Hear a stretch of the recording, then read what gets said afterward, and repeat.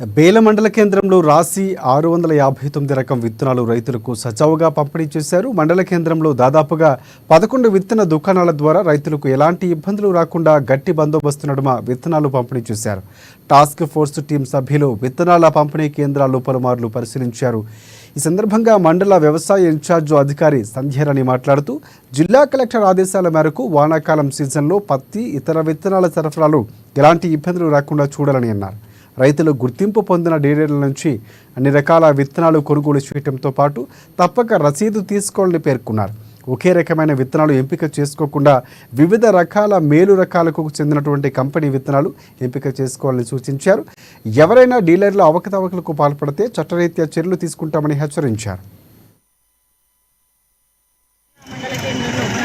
జిల్లా కలెక్టర్ గారి ఆదేశాల మేరకు 2000 ఈ రాశి ప్యాకెట్స్ని రిసీవ్ చేసుకోవడం జరిగింది. ఇప్పుడు మనకు 11 షాపులలో పెడుతున్నాము. అన్నింట్లో కూడా ఇప్పుడు స్టార్ట్ అయిపోయినాయి. మా ఏఈఓస్ ఎవరైతే సిట్టింగ్ ఆఫీసర్స్ ఉన్నారో వాళ్ళందరూ కూడా అవైలబుల్ ఉన్నారు. ప్లస్ పోలీస్ డిపార్ట్మెంట్ వాళ్ళు కానీ వీళ్ళందరి సహాయంతో మళ్ళీ మేము ఈ టెంట్లు కూడా వేయించేసి ఎక్కడైతే క్రౌడింగ్ ఉందో అక్కడ మేము లైన్స్ మెయింటైన్ చేస్తూ చాలా సజావుగా ఇప్పుడైతే ఈ సీడ్ డిస్ట్రిబ్యూషన్ అనేటువంటివి నడుస్తూ ఉంది. అయితే ఎవరైనా రైతులు ఈరోజు రాని వాళ్ళు ఉంటే కూడా